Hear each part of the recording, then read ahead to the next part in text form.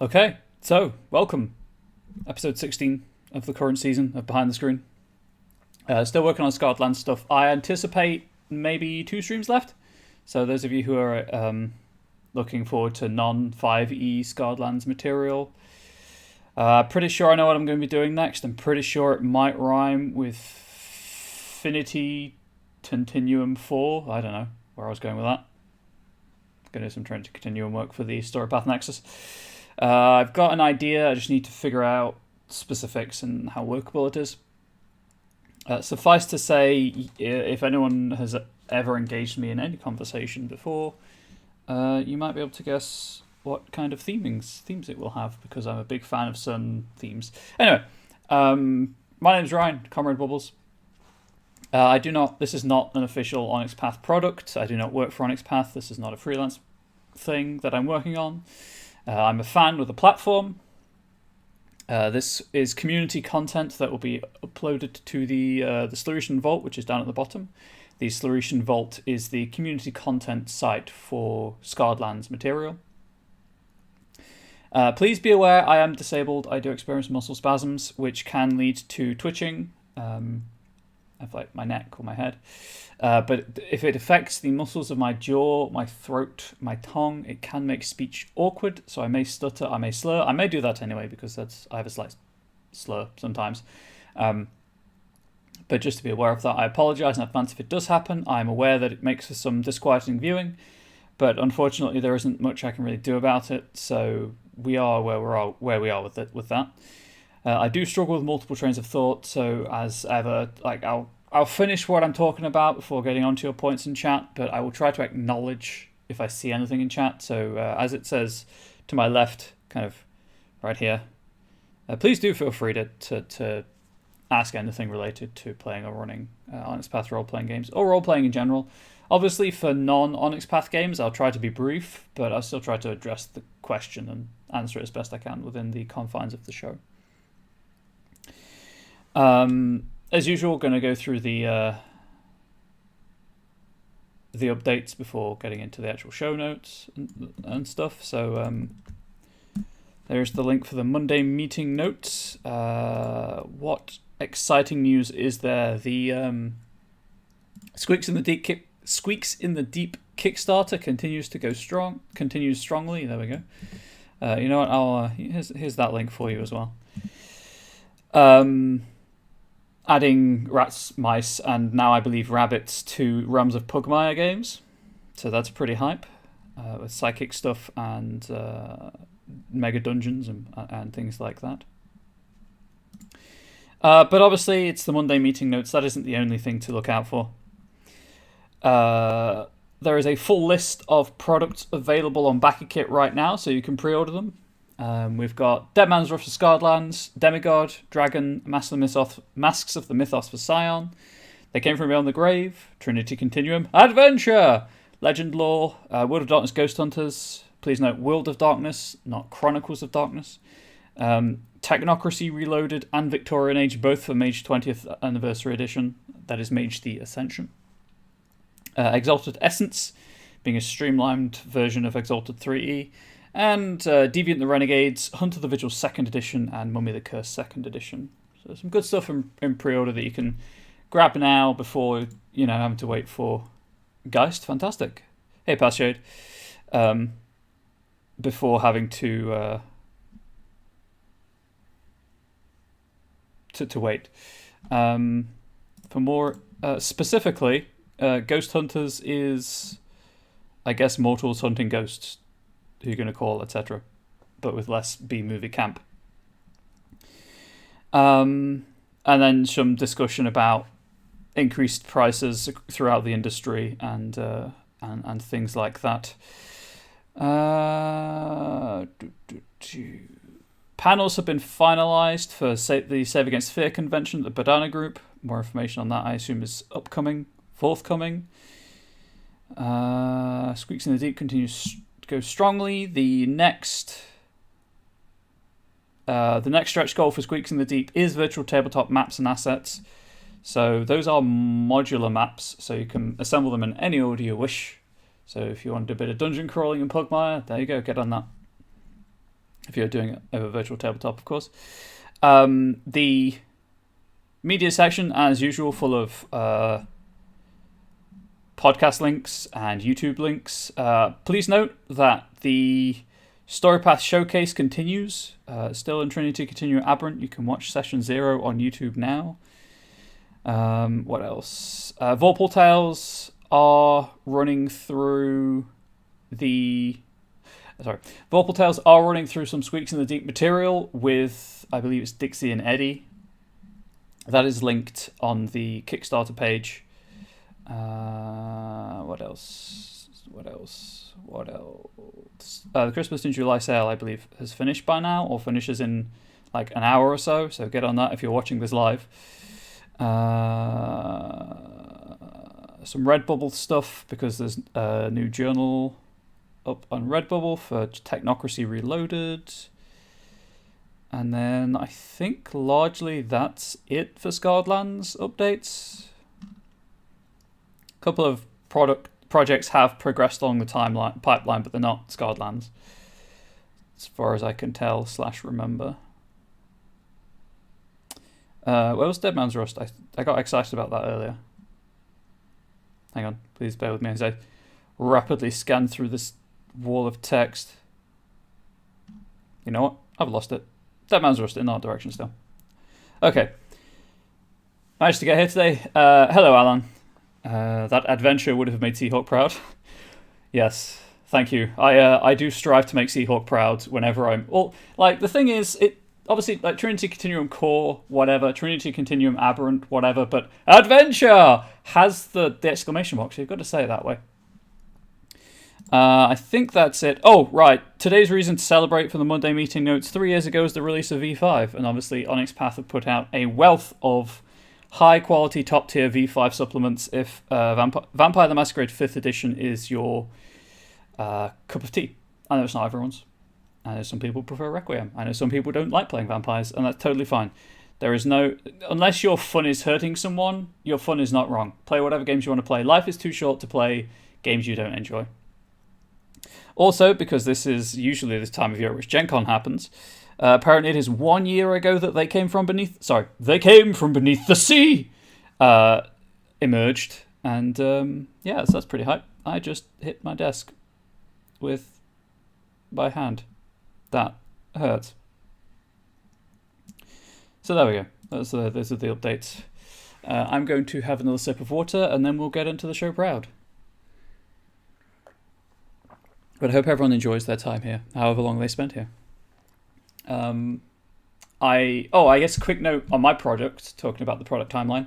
The last season of this show, in which I created a new Pantheon for Scion, that would be in the layout stage now. I just need to go through and essentially do battle with Microsoft Word. I don't use InDesign because I can't afford it.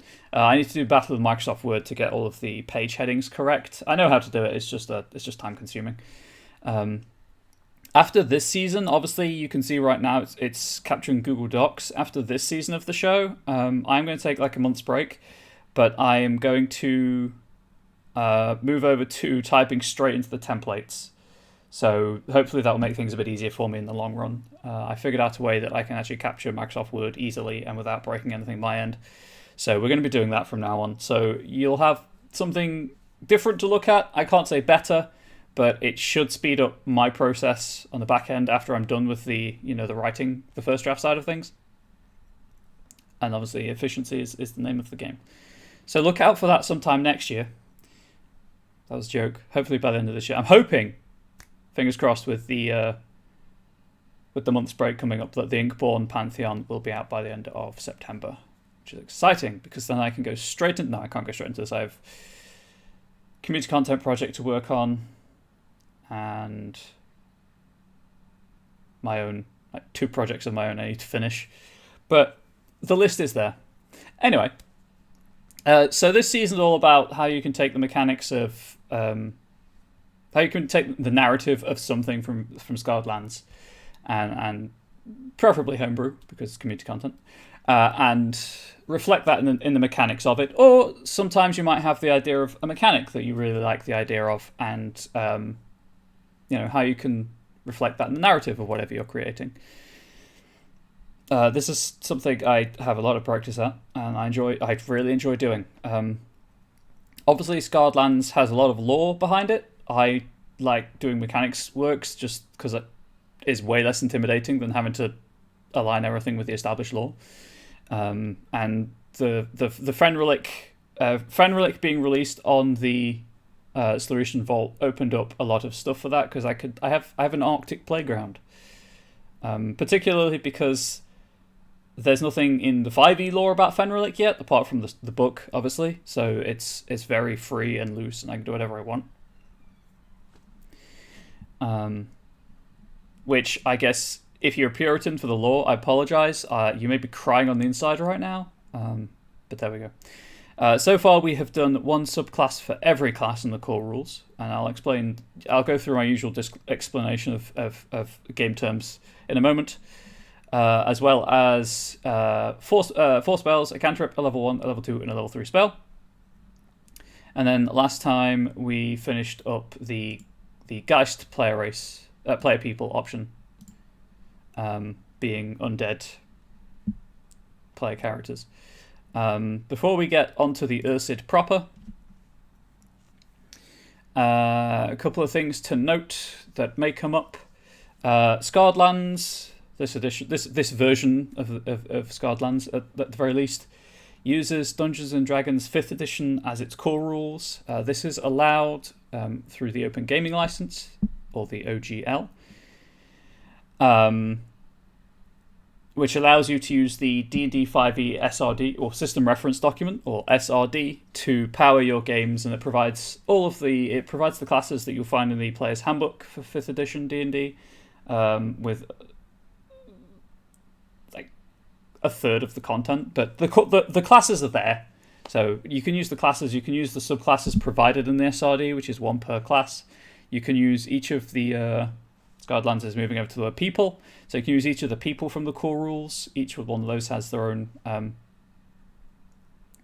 like sub-people or heritage or culture or whatever you want to call it.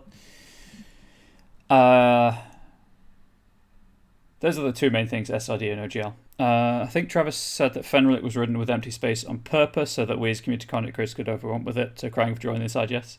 Yes, I believe Travis said that also. Hey, Custom Blink, how are you? I'm doing okay. I'm nervous, as usual, about this show. I'm never sure how much value it adds to the Onyx Path channel, but they keep letting me do it. Honestly, I'm kind of leaning towards because no one else has this slot, so they don't need to replace me. But there we go. But welcome. So, yes, we did Undead Player People last time. Disclaimer, as of Yugman's Guide to Gelspad, which is the only other Scarred Lands. So I own the Player's Guide, I own Frostlands of Fen Relic, and I own Yugman's Guide. As of Yugman's Guide, there's a bit of a weird way of presenting people options. So I'm still getting used to that. So please do bear with me on that one. But here we go. Let's go. So also I have a new mouse, which is very sensitive. It's more sensitive than what I'm used to. I have yet to download the software to lower the sensitivity. So if I'm flailing with the mouse cursor, it's entirely because I'm not sure I'm moving my hand too far. And my old mouse was pretty sensitive, so it's an achievement in and of itself. No need to be nervous. We'll choose to be here. Thanks, Custom Blink. It's more just general performance anxiety. I get it whenever I GM as well. And I stream on my own channel, and just every stream is new mouse, so it's still squeaky clean. Hey-oh, we've got a jokester in chat. But yes, squeaky clean. It's also my first, branded mouse. I've never bought branded before, so it's exciting. Anyway, so, Ursid, very much inspired by the Asathi, the Slytherin, the Manticora, I nearly said Sutak, never call them Sutak to their face, the Ironborn. Bear people. We will read their kind of brief history and then just get started. The Ursid first appeared on Gelspad. They were created by Gorok as a living manifestation of his all-consuming gluttony. In the years leading up to the Divine War, the Ursid realized that although their titanic father had created them and gifted them with life, they did not need to give in to their animal instincts and obey the desire to collect, hoard, or consume everything that crossed their path. While the Titan spawn turned their backs on the Titans during the Divine War and adopted the mantle of the Redeemed, the Ursid simply turned their backs on Gelfsbad and headed north for the frigid Arctic wastes of Fenric during the first years of the war. Whilst many among the Redeemed believe the Ursid to have died out, I accidentally did a word there. During the Divine War, no small number survived the journey and founded a new civilization among the mountains that line the northeastern coast of the continent. Boom. Tells you everything you need to know. Apart from the fact that they're actually bears, but I guess we'll include that in physical description. So, I'm going to be just referring to the Geists thing.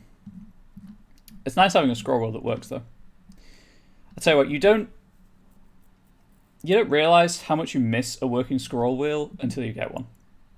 About seven lines. Physical description. That's bolded. That doesn't need to be bold. Again, typos will happen. I apologise about all of that. Hopefully, also soon the camera shake when I'm typing will go. I just trying to figure out how to keep the monitor stable when I'm typing.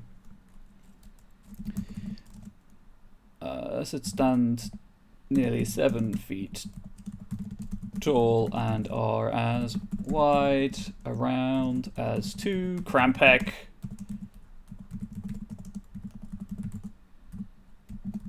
Standing, not around. No, it'd be just as wide as 2 Krampek standing abreast. Is that a good? Hang on. Do we actually get physical descriptions of the Krampek? Because I'm now thinking they might be quite slim, mostly due to malnourishment. You know what? Player's Guide. This book assumes that they'll have the Fenric book, but really you can use it without.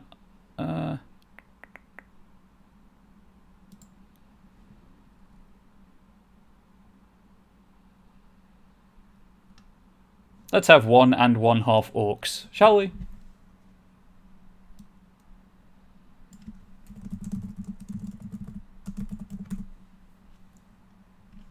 The idea being that they're just huge. I need to get back into the writing style as well. So there'll be some scrolling up and down before I get used to it again. This is what happens when there's 2 weeks between streams. Also, I apologise for playing my face a lot. I have a fan next to me blowing my loose strands of hair into it. Yeah, really, anything goes. Cool. Time to make stuff up. Covered in a layer of shaggy fur, they possess small dark eyes and a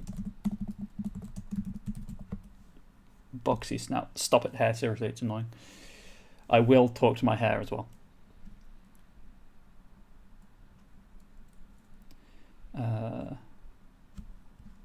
Covered in a layer of shaggy fur, they possess small dark eyes, a boxy snout,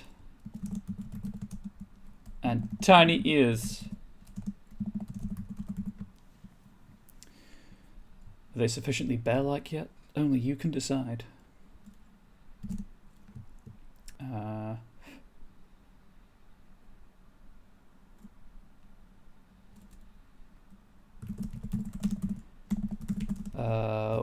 Whilst their sheer muscle mass is imposing,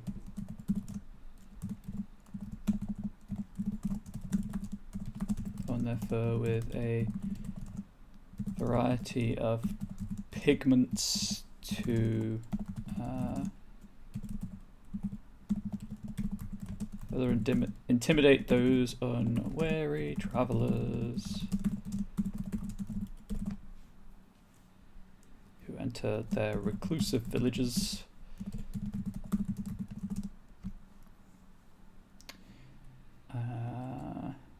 And if this does not work, hang on.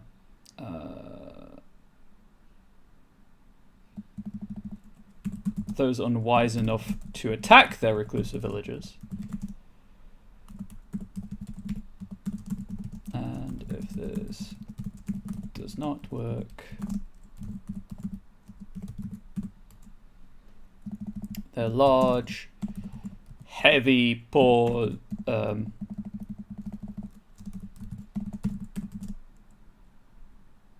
so I'm specifically calling attention to the claws, so they'll probably have a claw attack. There's always something to be thinking about when you're just writing anything. It's like, is there anything that you're writing that can be reflected, that should be reflected mechanically? Like, if it's appearing in this summary, it's probably important in some way. Obviously, it's not necessarily going to be important mechanically, but it's important to the people. But if I'm calling attention to their height and their claws, those are two things that will probably be reflected mechanically. Claws big enough to give paws. Oh, there's another custom blink is on fire today. Claws are more than large enough to see off most threats. What else does a physical description usually include?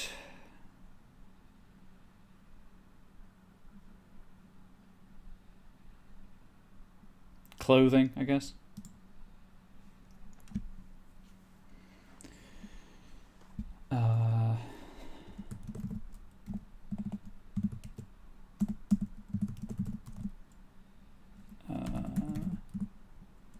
I'm just going to pluralize it as Ursids. I guess it would be like Ursidae, but I can't be bothered to have that conversation with myself right now. I'm writing this material, gosh dang it. I can pluralize it however I want.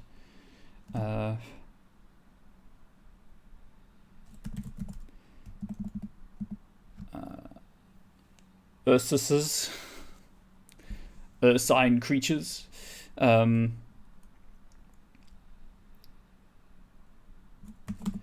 Many Ursids decorate the furs. Wearing furs on top of fur.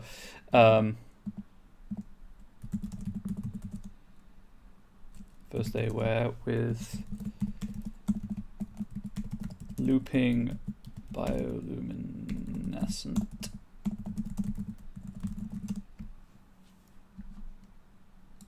I know I spelled that wrong. With looping bioluminescent patterns, inspired by the stars of the long polar night. Covered in a layer of shaggy white fur. They are polar bears, but I will include options for less polar-based bears in case you want to have a Ursid adventurer from Gelspad, for example. Probably going to have like polar heritage, temperate heritage, and desert heritage. Desert obviously would be more like honey badger, but still. Society. Right, I wasn't originally going to do this, but I'm just going to let's see what how bear family groups actually function. That's not helpful in any way, shape, or form.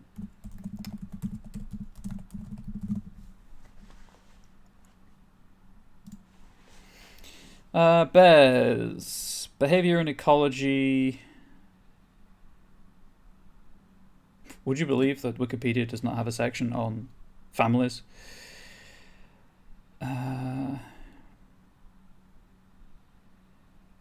Overwhelmingly solitary and considered asocial. Well, that's not going to work. Time to make stuff up on overtime.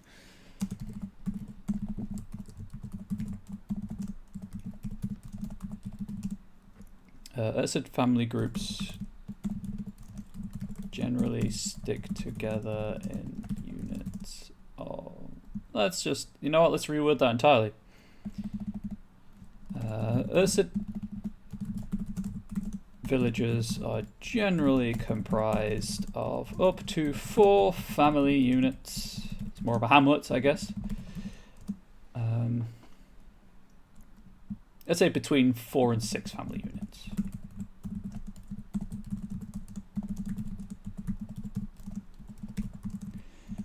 Generally comprised of between 4 and 6 family units, and are designed to be mobile. Each family will be responsible for their own tents, their own share of the village's herd, and their own contributions to the title. Horde Master is $2,000. It's just been a lot of practice. I find it impressive how you seem to be able to come up with things so rapidly. I still struggle with the smallest of writings. Yeah, it's just a lot of practice. A good tip, generally, for any kind of like creative block, something I find works for me. It doesn't. It's not like it's not foolproof by any stretch of the imagination, but it's definitely works well. Is just start. Just write anything, even if it's not what you intended to write originally. It will probably still contain ideas that you can, cut out, build on, put elsewhere, or you just realize that your original idea maybe wouldn't have worked in the long run and what you've come up with is better. I mean, my whole concept behind this was monastic bears, and that's all I'm going on. And it's just kind of, how would a people who like, not even biologically, but they were created to hoard stuff, how would they form a society that is a rejection of that? And then, so they're going to be it's going to be communal. It's going to be largely everything is shared. Everyone's responsible for everyone else's well-being, but there's still individuality within that, reflected by the fact that they have their own tents. They don't live in like one big area. They stick in small groups. I don't know if I'm ever going to be able to fit this in anywhere, but they just stick in small groups because if they're in large groups, then the urge to defend what's theirs is too much.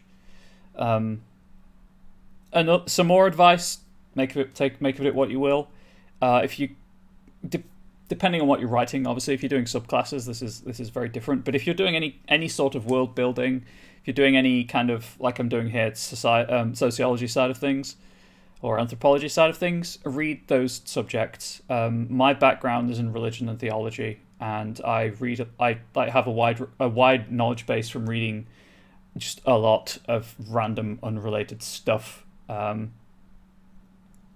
it gives me stuff to draw upon, or allows me to extrapolate with a reasonable grounding based on what I do know for things like this. Yeah. I mean, generally, if you're going to write anything, just read as well. And don't just read the things directly related to what you're going to be writing. Anyway, that's my 2 cents. I still need that title.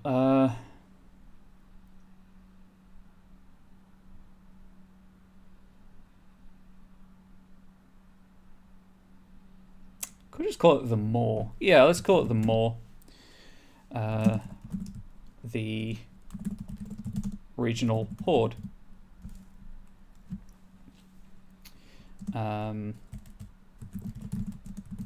Whilst all Ursid villagers travel the, let's say, northeastern,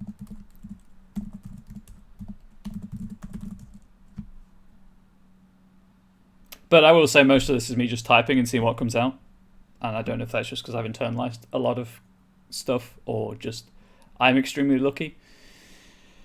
Travel the northeastern region of Fenrilik.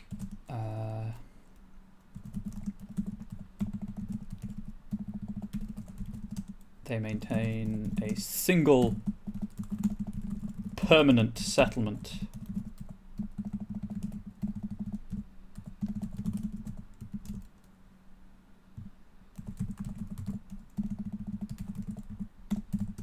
Go Roxbane.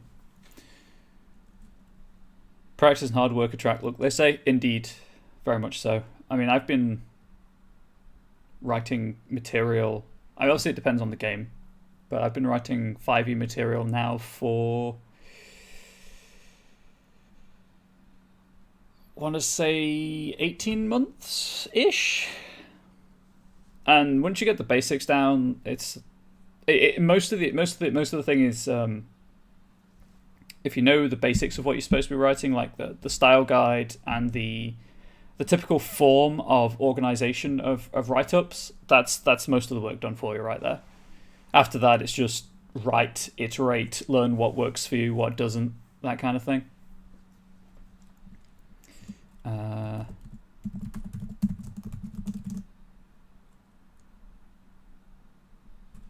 Gorok's Bane is the home of the Moor and the Moor Keepers.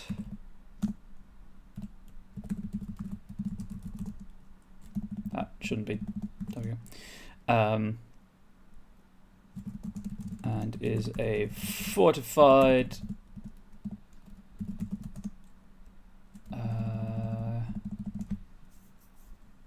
vault deep within the coastal mountains.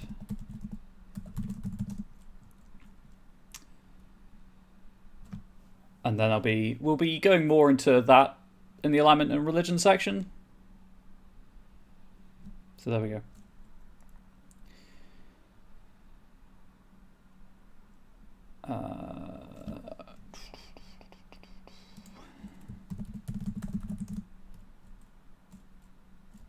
Villagers actively contribute to the lives of each other, and few Ursid will ignore a neighbor in need. Relations. I believe this is relations with other player peoples.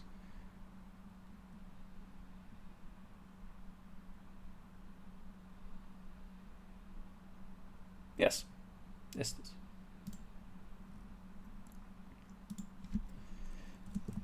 But equally, if you are struggling to write and stuff, that's why I record. That's why I stream this. That's why I record these. They do up on my YouTube channel. I don't have a fancy URL. You'll just have to go to YouTube and in the search bar type in Comrade Bubbles and find the behind the screen playlists there. But that's why I do this, is to demonstrate like how you can do it.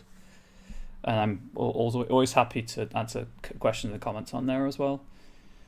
You know, while my channel is teeny tiny and I've got the time to. Relations. Ursid maintain cordial, if distant, relations with the people of Fenrilik. Their villagers will occasionally stray into... Hang on, I need to compare... I need to consult even the Fenrilik book. Please do give me 1 second. They won't be going as far as Kova Kimru.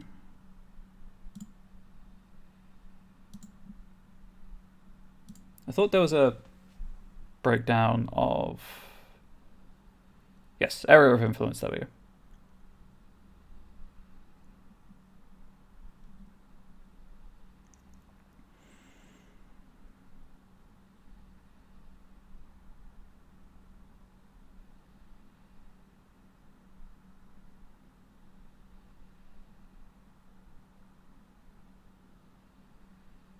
Yes, so it'll be the first ones and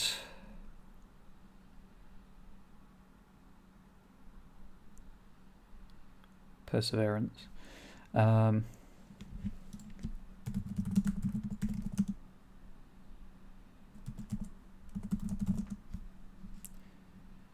Falling under the auspices of the... How am I spelling this? Inekpalat, please, capital. Inekpalaj and Utholhet tribes. So those are dwarves, humans, orcs, Slytherin, and Eschek. So, variety of people. So I'm watching. It feels like it helps to watch other people do the thing while Dan was under the screen. Excellent. Excellent. Yeah, I've got a couple of 5e inspired seasons of this show on my channel. 1 and 4, I think, are also 5e material. This is 6. Actually, might be 1, 2, and 4. Anyway, following under the auspices of the Inek Pelagian Uthor Het tribes and the hang on, just gonna hydrate while I think about the right word to use here.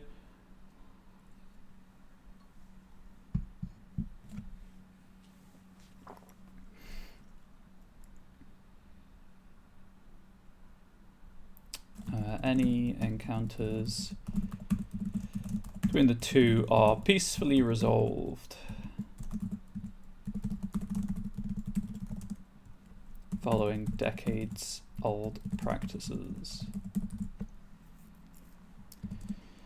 I don't know why. There we go.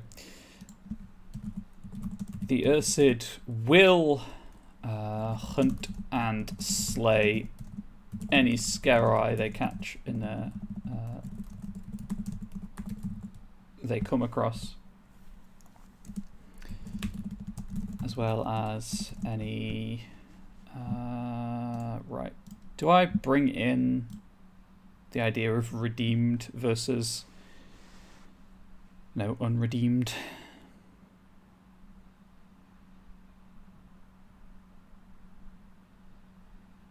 I don't think so. I think we'll leave it as is.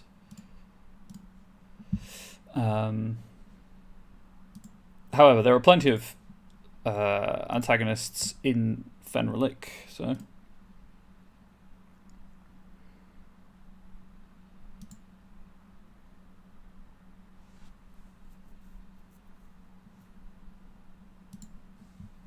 Oh, hang on. Give me 1 second, please, while I check something in the player's guide. There we go.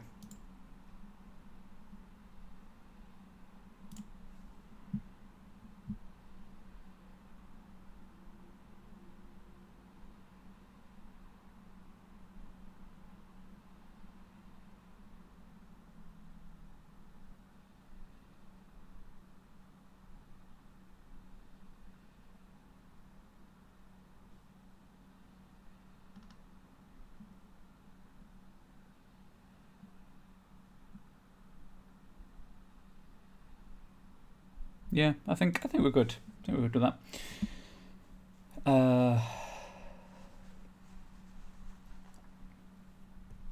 So I guess it would just be oozes. What are they called? What are they called? What are they called? Crawling glaciers. There we go.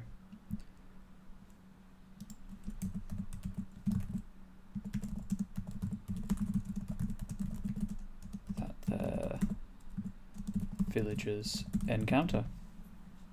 Encounters? Nope. Singular.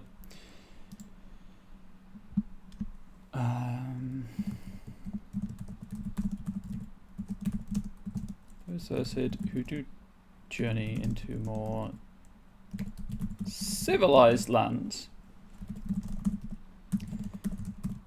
find themselves quickly overwhelmed by the sheer numbers of individuals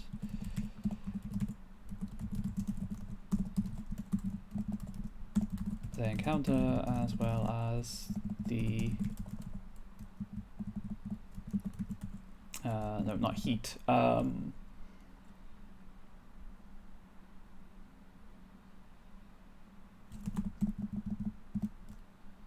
themselves quickly overwhelmed by the sheer numbers of individuals they encounter, as well as, I guess, the lack of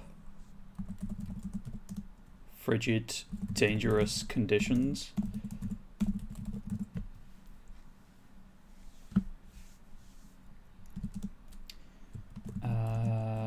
Many retreat within themselves during this. The warm? Yeah, that's what I was thinking. But then I was like, it's still not going to be warm in Cover Kimru, also high on stable days. So I don't know if the warmth would be a good idea, whereas is the right phrasing, whereas like Cover Kimru is going to be protected against the wind and most blizzard and like the worst blizzards, or not the worst blizzards, but some blizzards, I guess, because just the buildings will provide shelter during this period of acclimation. Relative warmth. There we go. I knew I was missing something.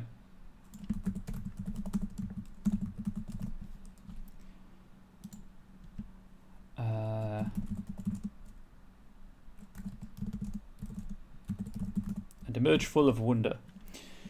Alignment and religion. Even the air is tepid. How can you stand it? Exactly. Exactly. Ursid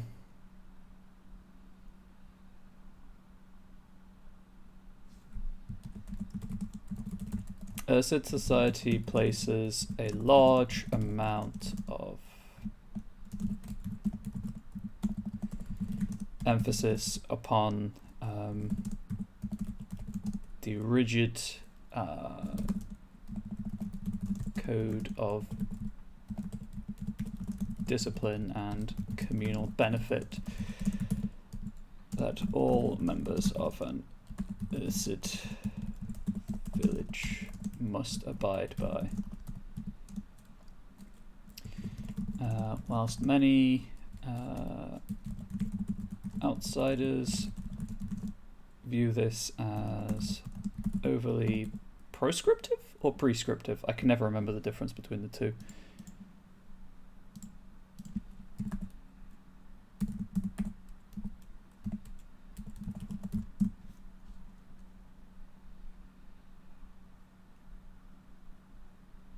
Proscriptive, relating to proscribing and prohibition, the condition of having been proscribed.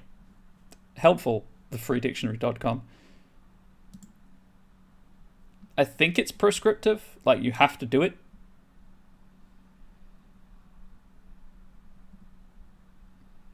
Oh no, proscription is like you can't do it. So it'd be prescriptive. Thank you, Mr. Ebedes. I'll try to internalize that. It's not going to work. I've been trying to internalize that distinction for a couple of years now, but it comes up so rarely that whenever I encounter it again, I've forgotten. This is overly prescriptive. They do not fully understand the Ursid's Titan-given need to hoard and consume. By denying this side of their nature, the Ursid believe they can better themselves, and the all Ursid are required to donate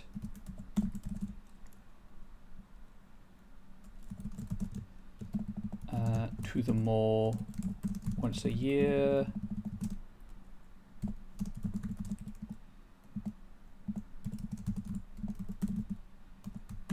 In a celebration named The Giving Day. Next week on similar words with different meanings, effect versus effect. Oh gosh, yeah. I know that one. I do know that one. Well, the difference there is one's a verb, one's a noun.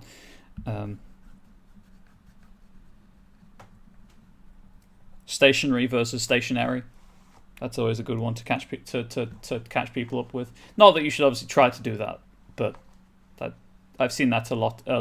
Catch like professionals out a lot on menus and things. Not menus. Catalogs. There we go. And signs.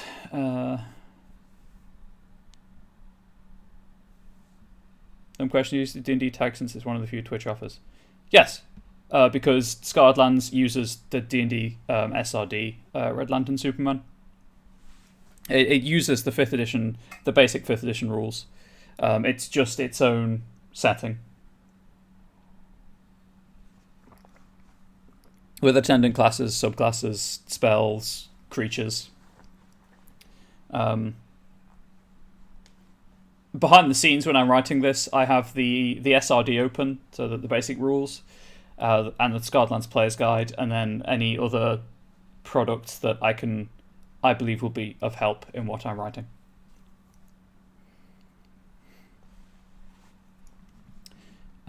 If you are unaware of what Scarred is, there's plenty of Scarred actual plays on the Onyx Path YouTube channel, I believe, to give you a feel for it. And there's loads of there's community shows like The Law You Know, and there's a Scarred wiki as well.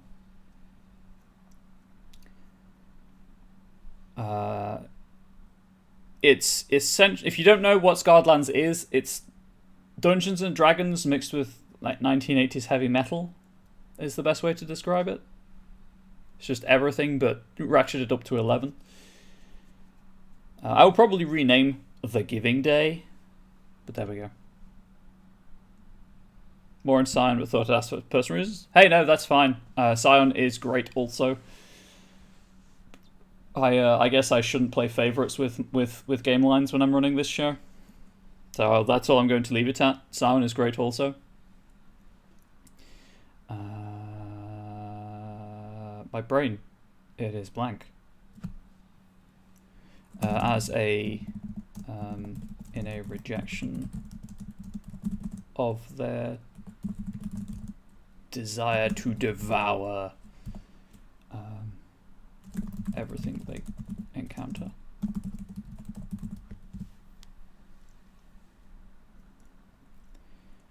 So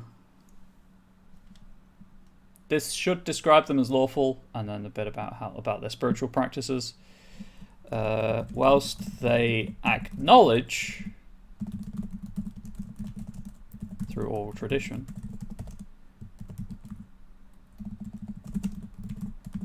the existence of gods and titans, the Ursid are more focused on the self-discipline and betterment than formalized worship.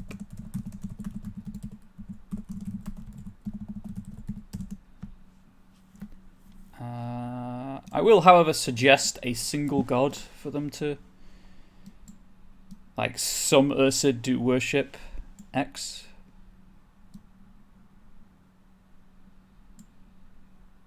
Please bear with me. They're not going to worship a Titan because they're rejecting the Titanic influence. I guess Hadrada, maybe? That's more justice, though.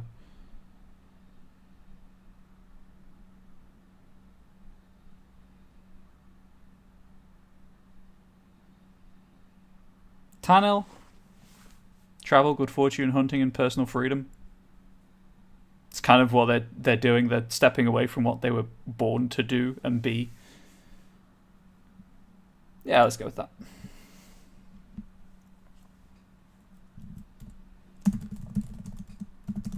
Although a small number do worship Tanil. Adventurers. Why would Ursid adventure? Many Ursid adventurers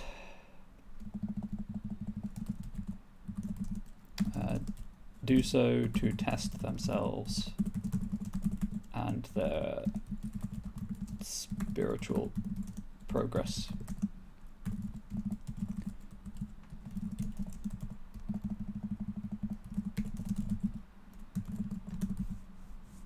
By surrounding themselves with material goods and immersing themselves in populous cultures, they can. I've already used test.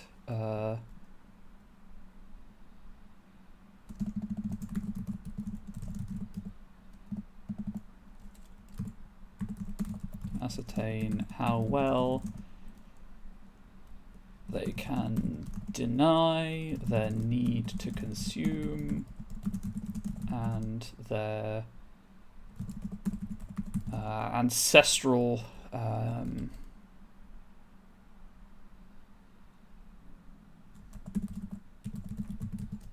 territorial instinct in the defense of what they view as theirs. In defense, sorry.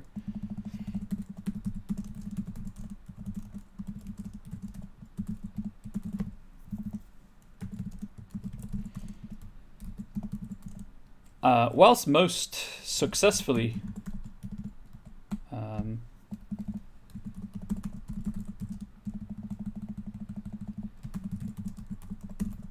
if you're wondering why I make certain typos repeatedly, by the way, it's because I touch type, and I just hit the wrong key in the wrong. I hit the keys in the wrong order for like 2-3 times in a row before I actually look down at the keyboard.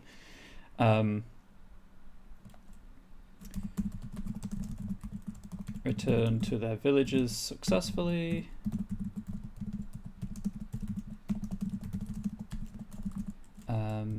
No small number succumb to the temptations of the outside world and descend into a spiral of self-loathing and despair as they hoard more and more goods for consumption or the denial of others. Let's just say to deny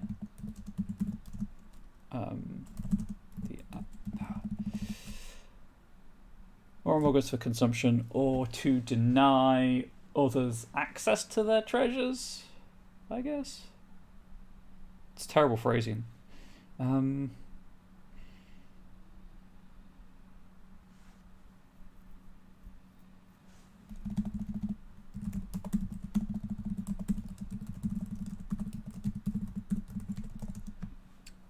possessing a hoard of equal or greater worth, I guess.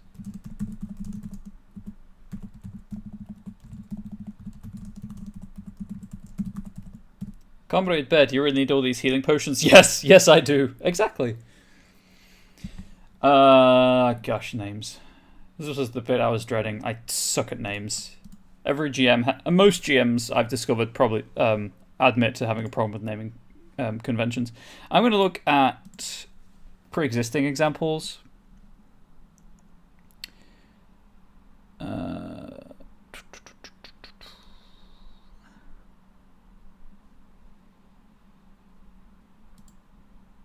So Asathi, as you'd expect, have a lot of sibilants.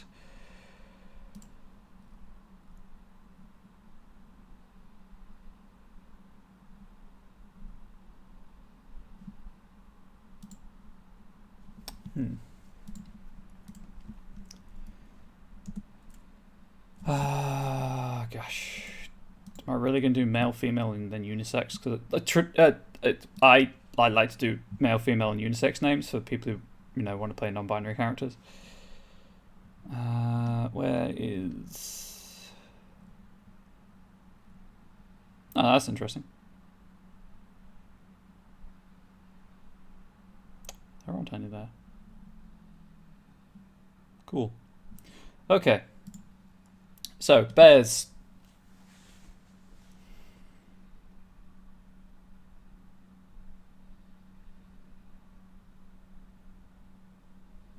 I mean, there is the traditional association of like monks with Eastern.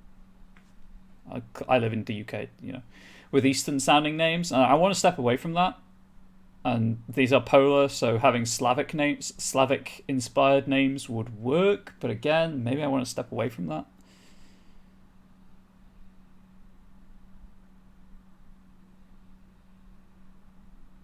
If you want more time to get the names right.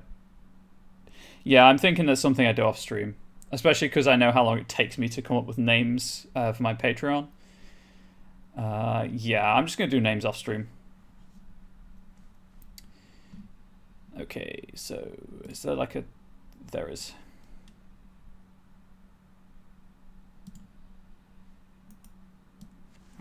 Again, I'm going to unitalicize these for readability purposes. As Gorok's creations possess a variety of traits useful for obtaining and consuming food and goods. Their decades-long struggle against this instinct have given them peerless self-discipline. So, ability score increase. Yeah, I was going to say it's bold. Your wisdom score increases by 2.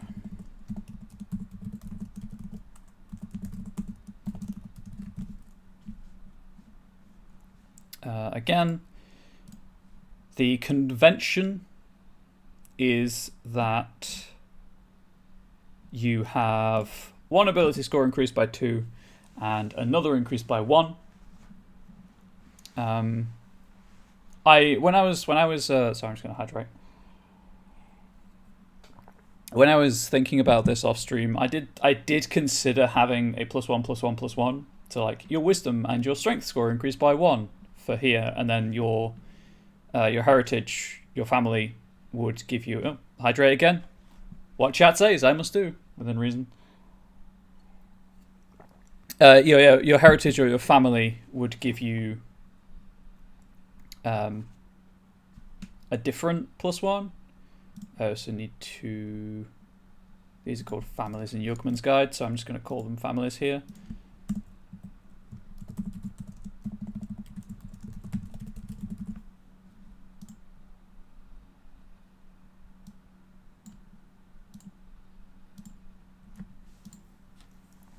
There we go. But I'm thinking I'll go with traditional +2/+1. Age. Bears are reasonably long-lived, right? I say, knowing nothing about bears. I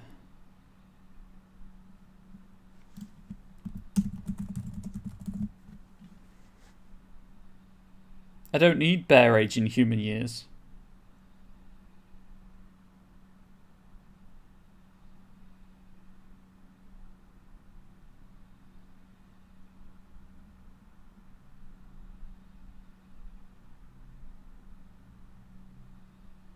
I think it's like 15 years, if I recall, just going off memory.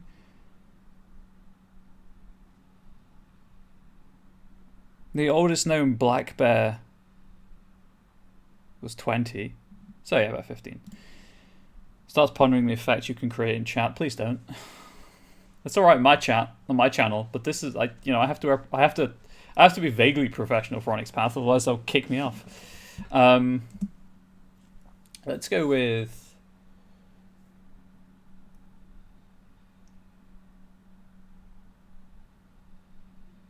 just average human age.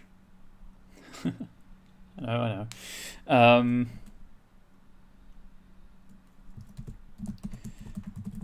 Ursids live an average of 80 years and are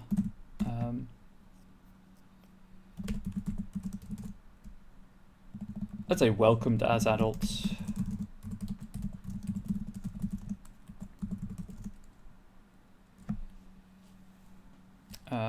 When they reach around 20 years of age.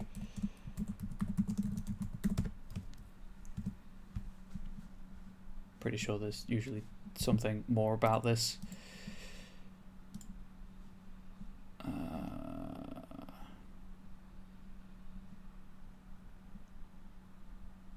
No, that's really it. Cool. Size. You are a medium creature.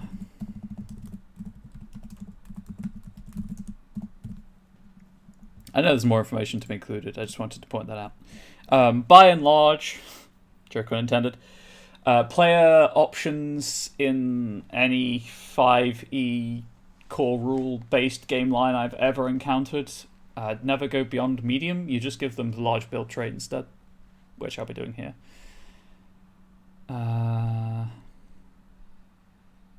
Yes.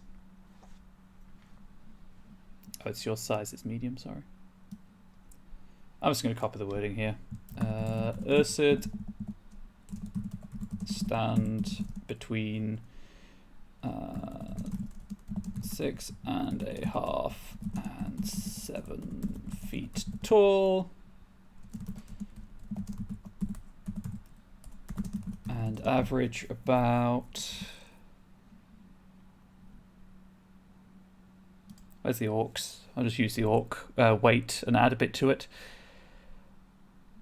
200 pounds? Yeah, let's say average about 240 pounds. I don't work in pounds. I'm really bad at weight calculations in general, so there we go. Your size is medium.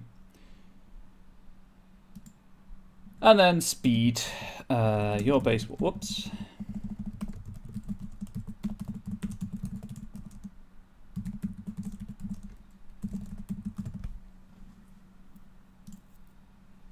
Kodiak, these are not... No.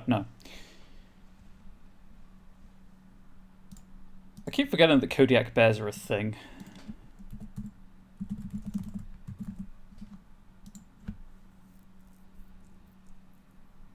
Ursus octus middendorfi, also known as the Kodiak brown bear, or sometimes the Alaskan brown bear. Largest recognized subspecies. At... how large? 399 to 701 pounds. Eee. Being 8 feet in length, however. Not that big.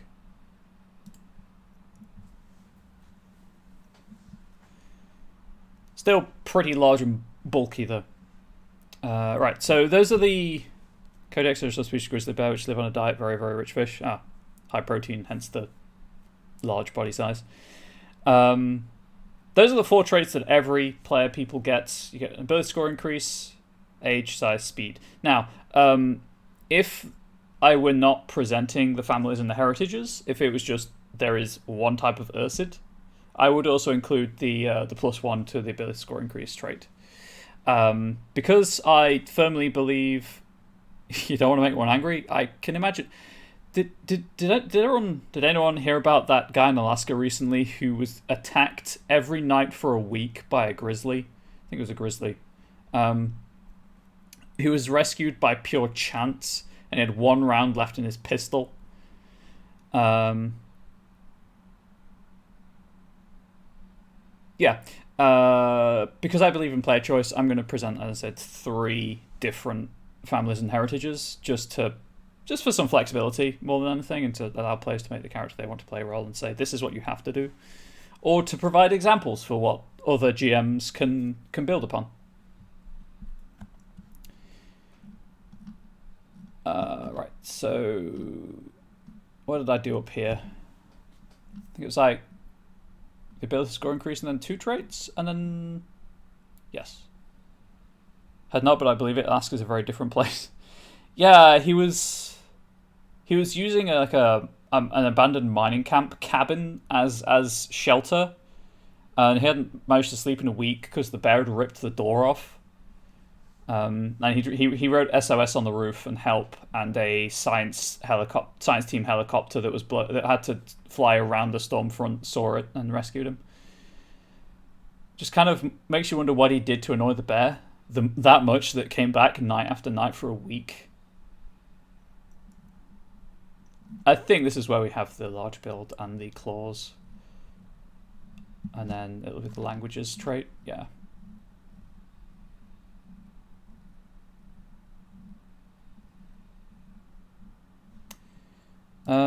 I don't know if large build is in the SRD. But equally, it's not covered by the product identity stuff. So I'm sure it's fine.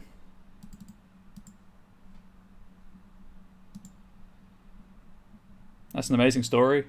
And bears' slow metabolism means they don't get easily driven off by firearms. Yeah, I'm frankly just astounded that he's still alive. Right, so it's not in the SRD, but it's totally not something you can really say is product identity either, so I'm gonna take it. Where is the...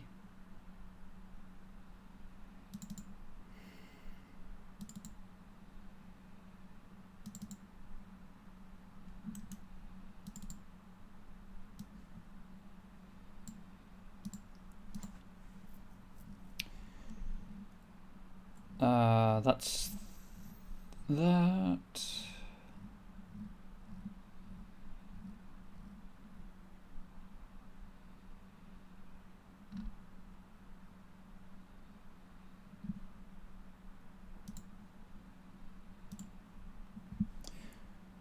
I'm going to call it something else. And there are people who hunt them with bows. These people are downright foolish. Yes. Yes, they are. Bear-like strength.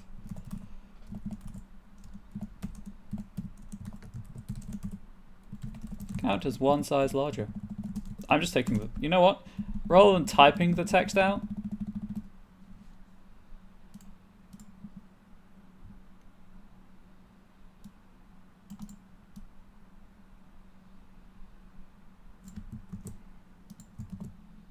Whoops. Was it Control-Shift-V? Yeah, for the paste without formatting.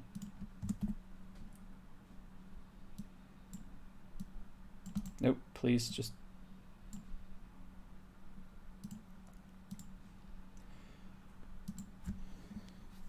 and then... Claws. You have a set of retractable claws. These give you advantage on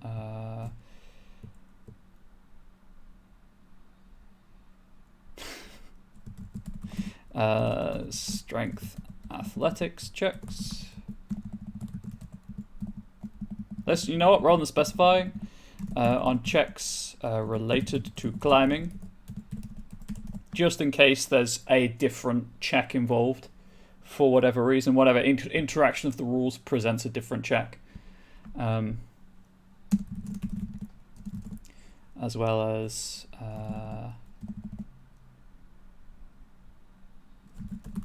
altering your unarmed strikes to deal 1d6 piercing damage. Just trying to think this. So usually, sorry, 1 second. Usually when there's a natural weapon, it doesn't actually alter the unarmed strike. It's used in, it gives you like an extra, it gives you an alternative. And the only real thing I can think, the only real reason I can think of is to avoid any weird interactions with monks. But I'm pretty sure this is fine.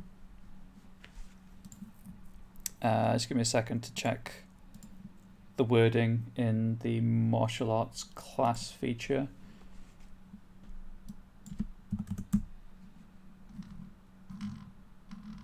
Rogue Ranger. I apologize if the microphone picks up the scroll wheel, by the way.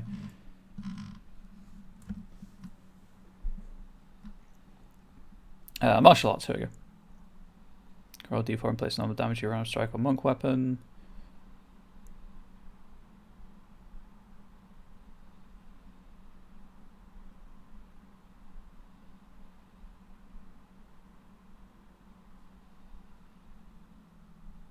Yeah, it just says you can roll a d4 in place of the normal damage. You don't have to.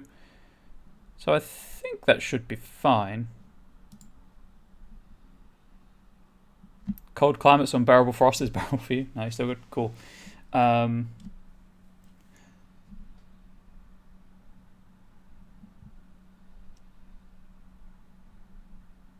going to reword this because I'm going to be like, you don't have to use the claws, but you can if you want to.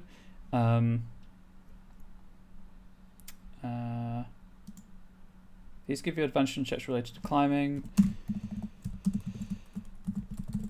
Additionally, whenever you make an unarmed strike, you may deal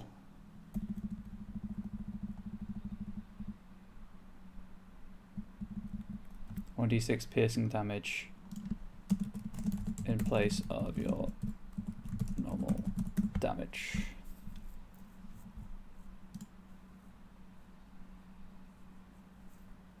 In place of the normal damage, sorry.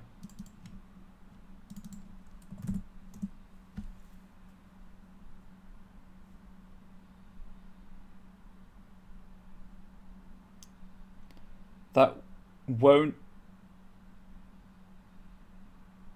I think that's more in line, because that won't scale with the martial arts die, because that's another you can roll that in place of.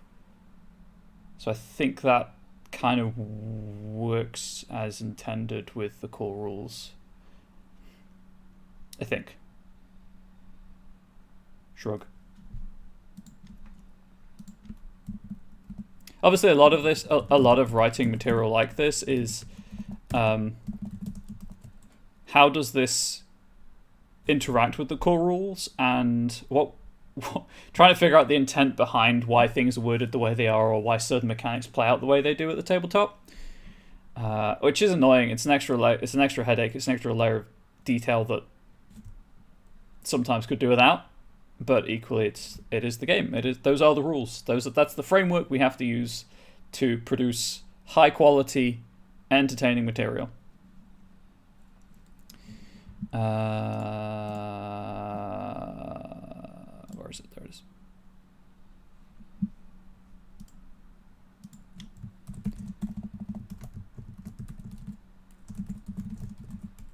Speak Ursid and any one other language.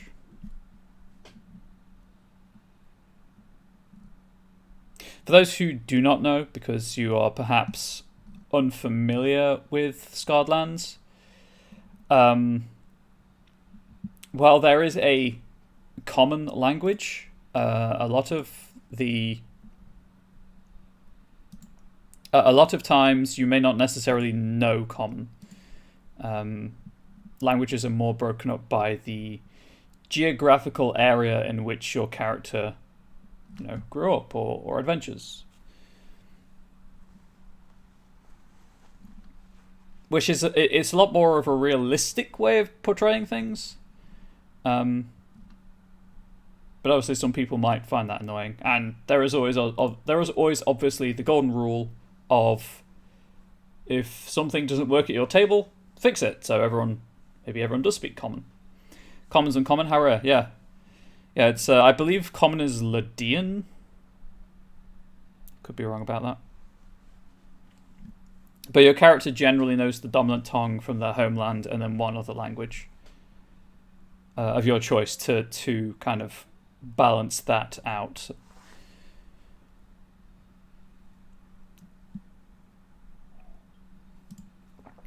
Okay, so now we're on to Ursid families.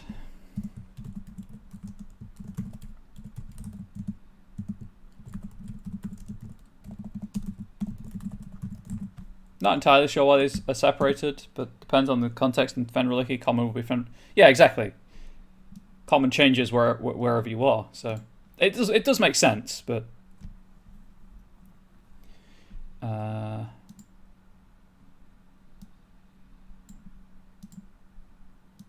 we go. I keep punching my desk. Do not recommend.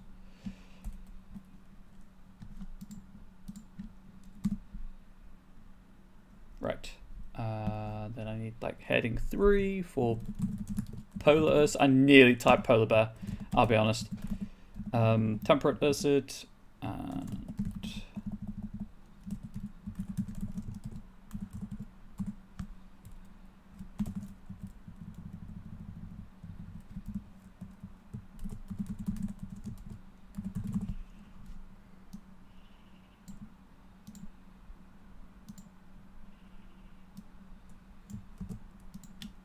sorry, it's just formatting. Okay, I believe it was 2 Yes, true. Right, families are the physical things, heritage is the training.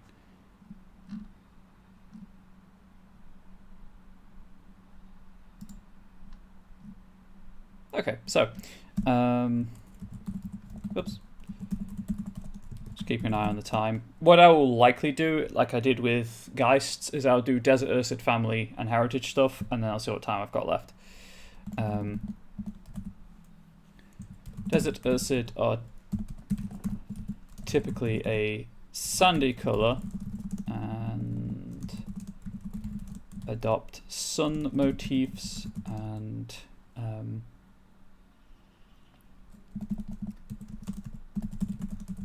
on their clothing. Glacier bears are really cool. Their fur has a bluish tint to it. That's fair. They're pretty rad.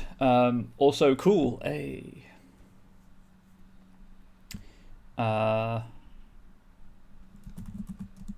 herd hardy creatures adapted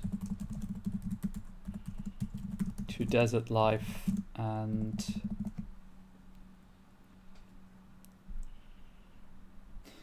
this is a typical Sunday colour. Custom blank, still on form.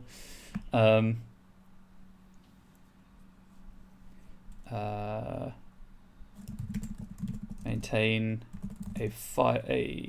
Maintain a fire year round. In which. Nope. Use a constantly tended fire as their more.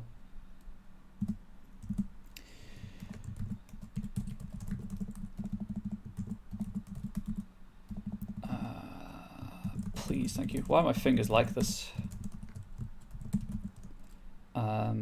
Constitution? I think Constitution.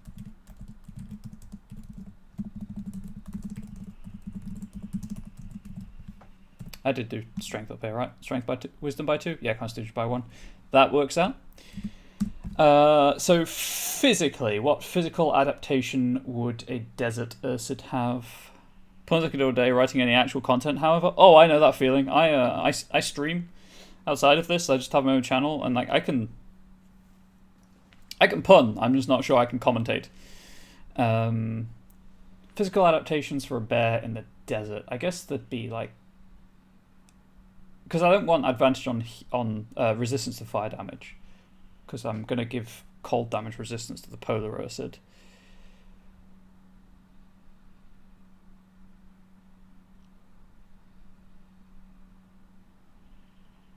Something to protect their feet?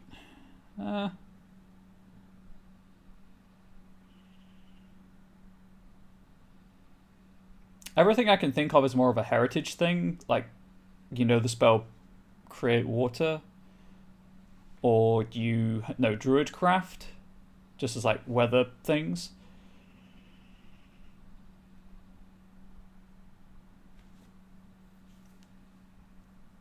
And D&D doesn't really have any fixed like construction rules, so I can't be like, you know how to produce something resistant to the elements. Big camel-like bumps. Yeah, that's kind of what I'm leaning towards. So I can't have like your tents have an extra whatever HP, and similarly, I don't think they do double damage to objects or structures. So there's no point out giving them the siege trait. Foraging, I'm going to give to the temperate Ursids.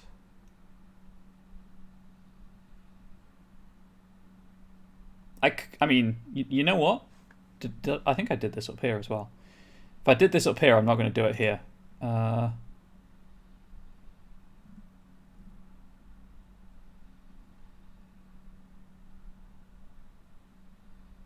no, that's just eating to heal. Find food and shelter.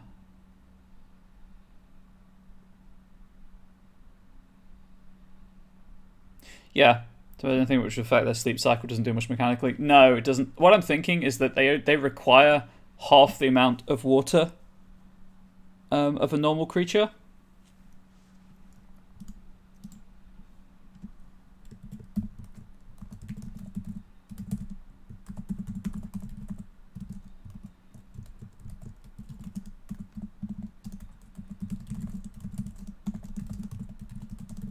Let's just say half the amount of food and water you ordinarily would.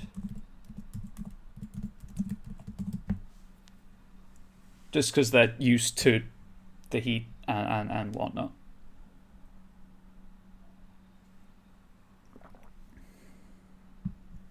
Which doesn't sound like much, but it means that suddenly your 1 day of rations is 2 days worth of rations, which is potentially 2 levels of exhaustion you can remove.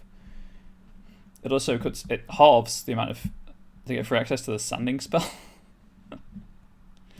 Badumtish. Does remind me, I should probably look at the spells in the player's guide to see if there's any that they might feasibly have as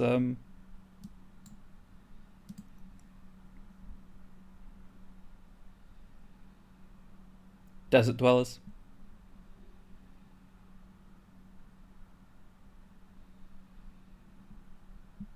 Not particularly. I might give them something else as well, just because that's kind of a weak. Like, narratively, doesn't really do much. Mechanically, you save money and need half the food. So they might get a third one to kind of add to that. Oh, I know. Reinforced eyelid. That's not really what I want. What I'm going for.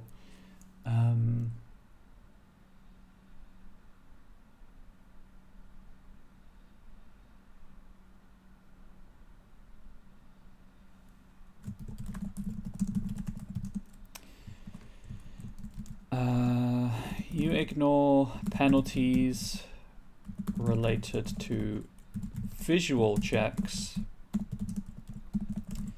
that would be hindered by whether magical or mundane. Well, increased endurance in dry environments would just be advantage on saving throws against the effects of heat.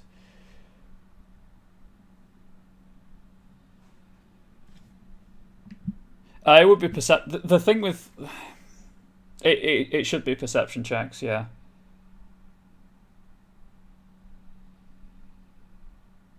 But then I have to specify perception checks relating to sight. So I'm trying to think of a better way of phrasing it. That was just shorthand so I can get the trait out.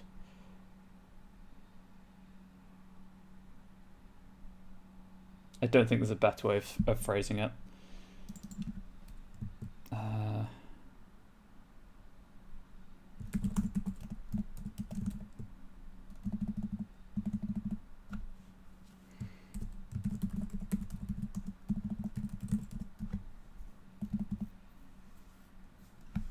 And again, it's one of those things where I don't want to specify something in case there is a rules interaction that requires a different skill.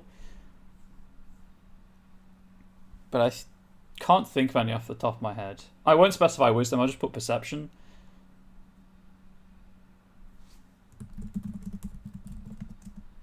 You have no penalties related to perception checks that would be hindered by weather.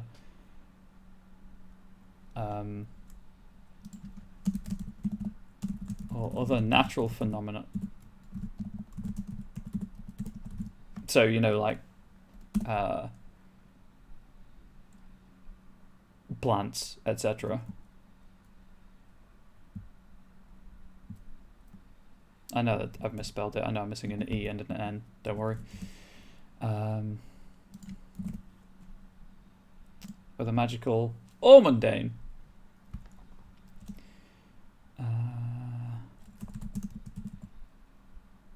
But not by dim light or darkness.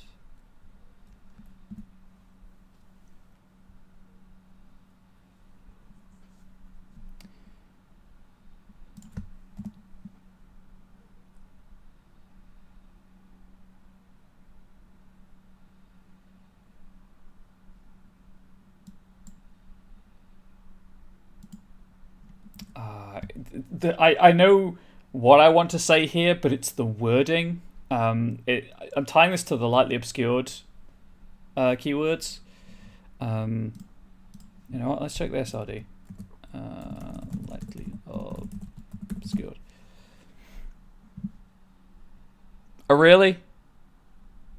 Pretty sure that actually occurs in the SRD.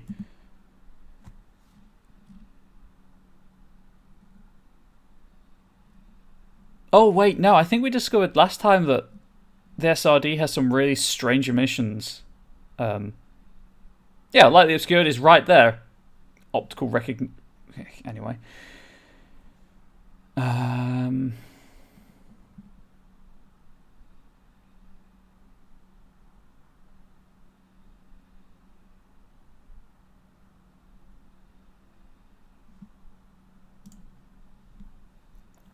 I'm going to have to reword this entire trait. This is not working out. There's what I need to put in does not fit here. Ignore penalties related to perception checks being influenced by... it's because it doesn't use lightly obscured. It uses dim light. Dim light, also called shadows, creates a lightly obscured area.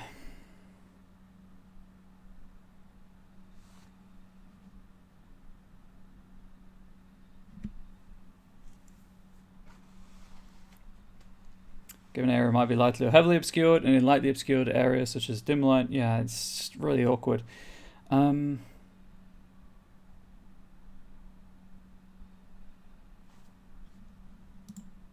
see chat right now. There we go. Just gonna put a space here.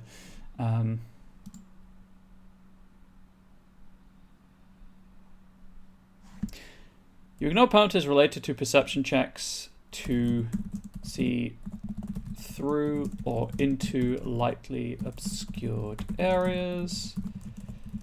This trait only works in relation to weather and other natural phenomena,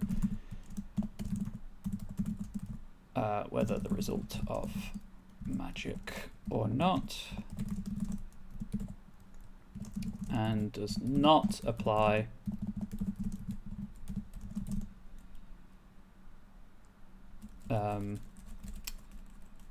to dim light or darkness.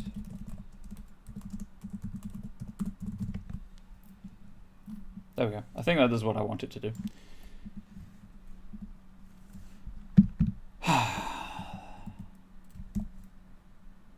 Oops.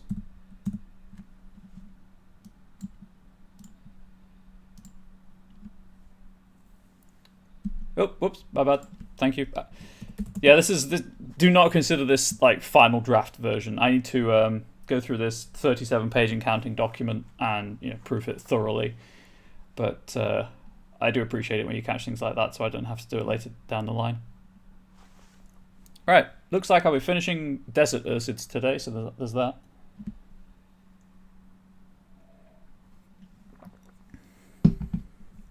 Oops. So, heritages. I think it was 2 traits as well in heritages. Nope.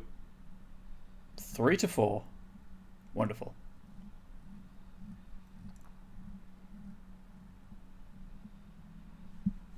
Let us check at, especially since it's syntactically correct. Exactly.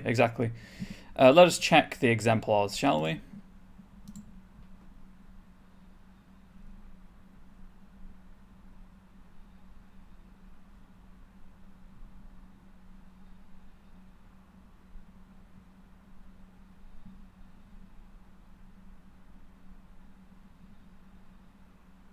Okay, so languages technically come under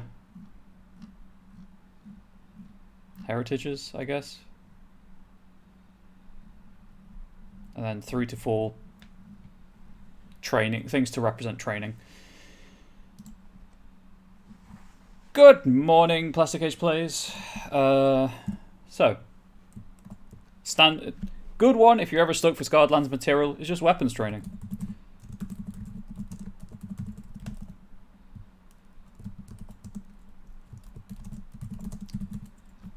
Is it you have proficiency or you are proficient with? You have proficiency with. Straight down the middle. Oh, good.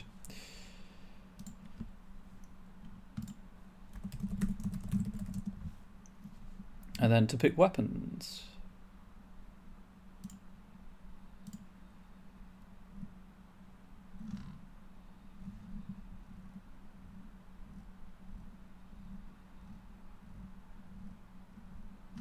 Cool, that was enlightening.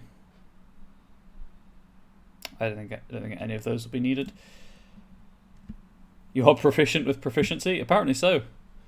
You have proficiency with proficienception. Were you just setting up that pun, Alan? You have proficiency with short bows.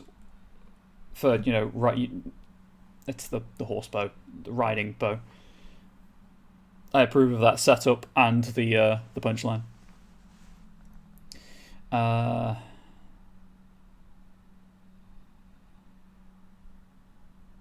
Just trying to, I guess, scimitar. Again, it's a riding weapon. Heavy blade designed to be swung down. Side note: if it's a curved sword, odds are it's designed to be used while riding a horse.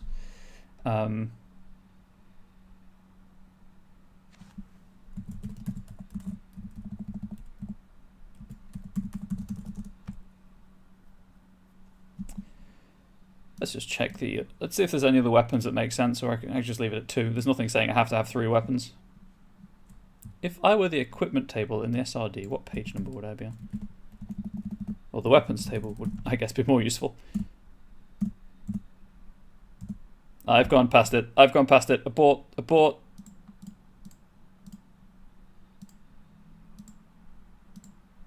There we go.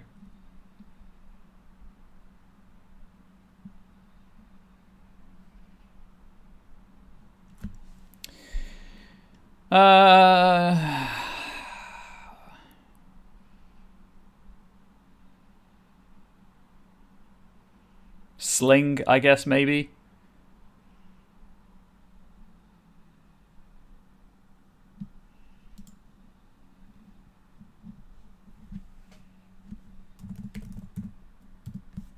And then for my own personal gratification, I'm just going to alphabetize. Doesn't necessarily need to be there. Right, so more like skill-based training traits. Is there a proficiency for riding animals? I know there's a proficiency for land vehicles.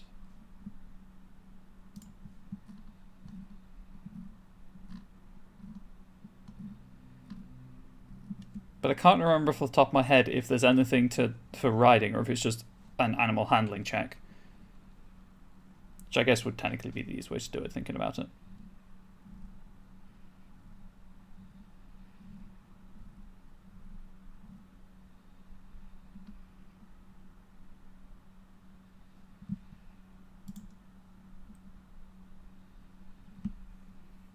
Yeah. Chat delay confirming.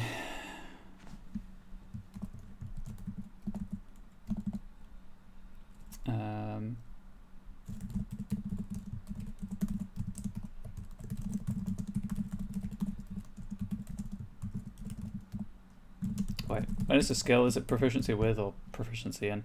I hate this so much that I can never remember how they word such minor things, and I'm like, I must word it correctly, otherwise I'll kick myself afterwards.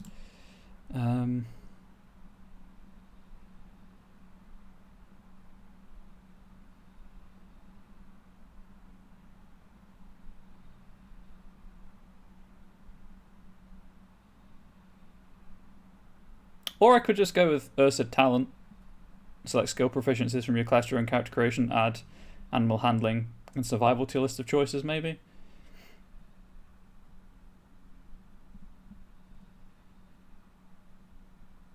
Yeah, let's go with that.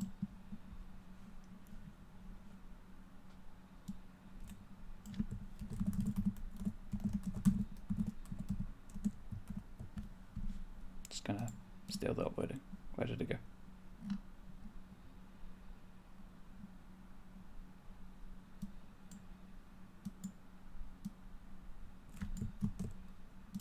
Oops.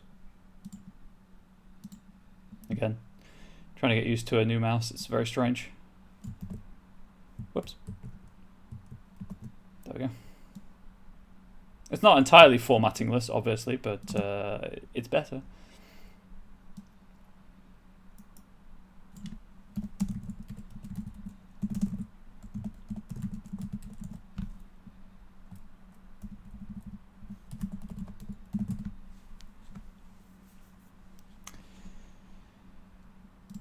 And period.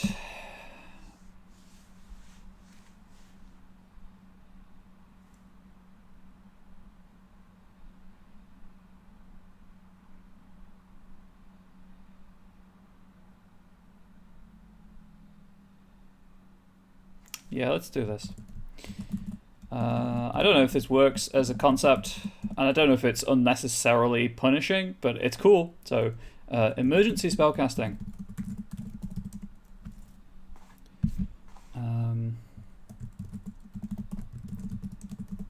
As an action, you may spend a hit die. Are they capitalized? I think hit die capitalized. To cast one of the following spells.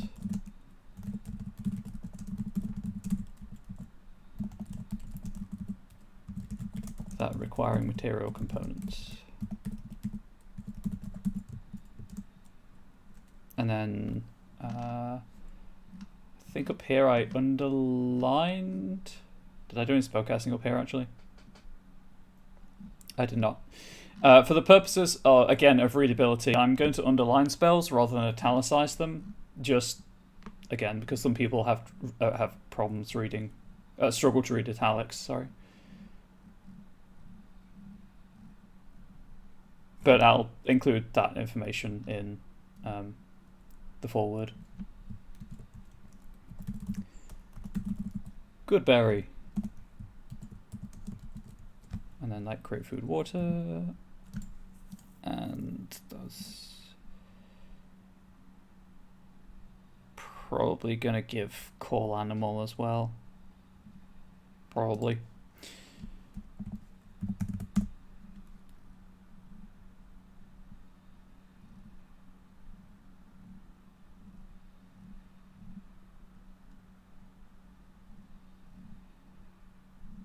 These are kind of like panic spells for use in the desert. Create or destroy water. There we go. I can never remember if it's create and then like destroy is just part of the spell, or if it's, you know, in the spell's name.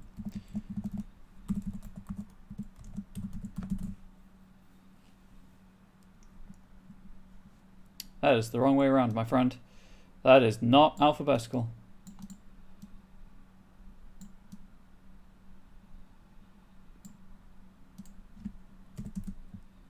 Nope.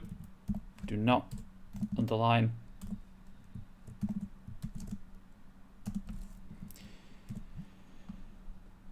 No, do not underline the comma. Thank you. What are you doing, Google Docs? What are you doing? Where did that go anyway?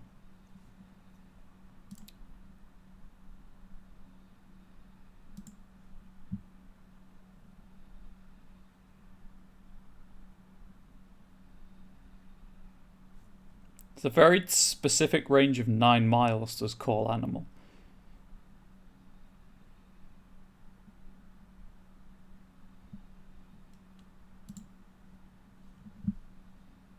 I'd be interested to know the reasoning behind that, although I wonder if it's just a kilometer to mile conversion thing.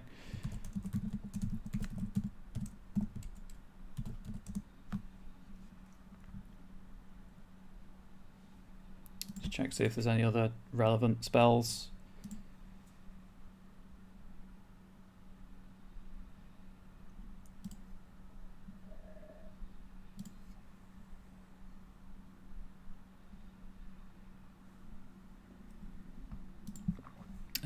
Not there. I'm trying to avoid going higher than first level. I guess I could do it at whatever level you gain access to the following spells.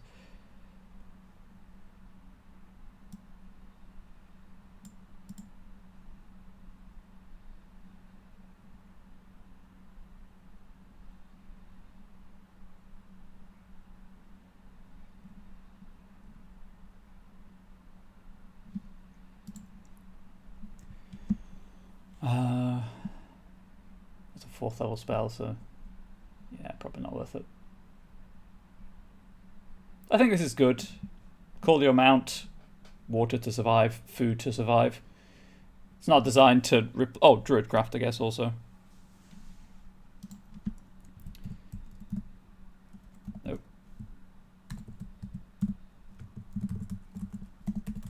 Additionally, you know the Druidcraft. You know the...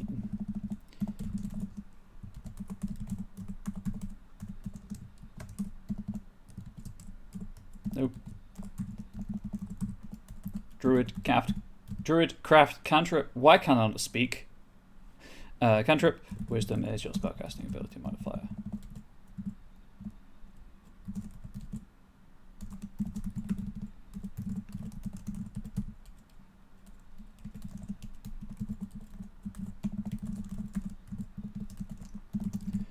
All the spells granted by this trait. There we go. So, 10 minutes to wrap up. Excellent, I can do that. So today we have covered kind of base information regarding bear people who are extremely monastic. Oh, right, self-discipline. I need to reflect that somehow.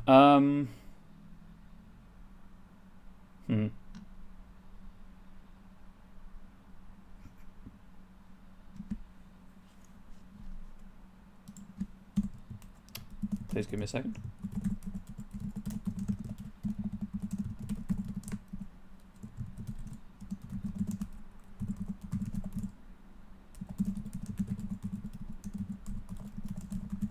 There we go. Self-discipline. I may change this in, after first draft when I go through this again. I may change it to just proficiency with wisdom saving throws, but for now we'll leave it at that. Yeah, so we've gone over the base information of the Ursid as well as one of the 3 potential Ursid families and heritages you can choose from. So next time, which should be the 17th, I'll finish up, presumably doing the Polar and Temperate Ursids. Same agonizing procedure, desperately scrabble to think of a cool idea, desperately figure out how that works mechanically, and then figure out the wording and all of that good stuff. If you are interested in the show, please of course do come back for that. If you missed the start, however, please be aware that if you are not a subscriber, you will have to wait for a week to view it on Twitch. This needs hyphenating. Purely because subscribers get a week's exclusivity, plus of course the sweet emotes. And if you are a member of the Onyx Path Discord server, there is a subscriber only channel on there as well. After that week is up, you can of course view it on the Onyx Path Twitch channel, presumably where you may be watching this now live, or on my YouTube channel. I try to get this up a week after, but sometimes that slips by a week, maybe. I'm occasionally really bad at remembering to upload videos. But that is what it is. All of the previous episodes of this season are live on my on my YouTube channel right now. So if you're interested in any of the subclasses I've done, all of the episode title contains the name of the player people or the class that I'm working on, or if I'm doing spells, it says spells. Hopefully it's easy enough to navigate and will allow you to find what you are looking for. As I mentioned at the start of the program, the mundane meeting notes are always the best place to go for any project updates, things of that nature. The current push, for perhaps obvious reasons, and I know that Nightbot's been dropping the link, but there's the link for the Kickstarter. The current push is to increase that overfunding for Squeaks in the Deep, adding mice, rats, rabbits, and rabbits and an expansion, and supplements psionic rules to Realms of Pugmire games. Definitely check it out if you're interested in any of that. If I were not in the position I'm in, I would definitely have, jumped on that as soon as I could, because Pugmire is a great way to introduce people to the 5e rules in general, because it is simplified, but it's not simple, if that makes sense. And rodents are always adorable, and psychic characters are always interesting to play. So I'm super excited to see how the psionic rules have played out. Looking pointedly at someone in chat. Other things to note from the Monday meeting notes, though, on top of the Kickstarter, there's links to all of the current backer kits that are open that you can pre-order via. Again, as a recap, Dead Man's Rust, which is a mega adventure for Scarred Lands. Scion has Demigod, Dragon, and Masks of the Mythos. They Came From Beyond the Grave itself is available on backer kit still. Trinity Continuum Adventure! Legend Lore, World of Darkness Ghost Hunters, Technocracy Reloaded, and Victorian Age, both of those for Mage of the Ascension 20th Anniversary Edition. Exalted Essence, if you're interested in Exalted 3 but don't want to read a brick. As well as Deviant the Renegades, Hunt of the Vigil 2nd Edition, and Mummy the Curse 2nd Edition. Usual links to media and podcasts. Oh, special shout out to the Storypath Showcase. Just running on the channel, highlighting the various Storypath games that Onyx Path produce. Check that out if you get a moment. It's on, I want to say, Trinity Continuum Aberrant right now. Worth watching. What else? I think the drive-through sale's finished by this point. Please give me a second to confirm or deny. Yes, unfortunately the drive-through sale has now finished, so hopefully you grabbed whatever PDFs you wanted during the Christmas and July sale. If you want any journals, there are some technocracy-related ones hitting the Onyx Path Redbubble store.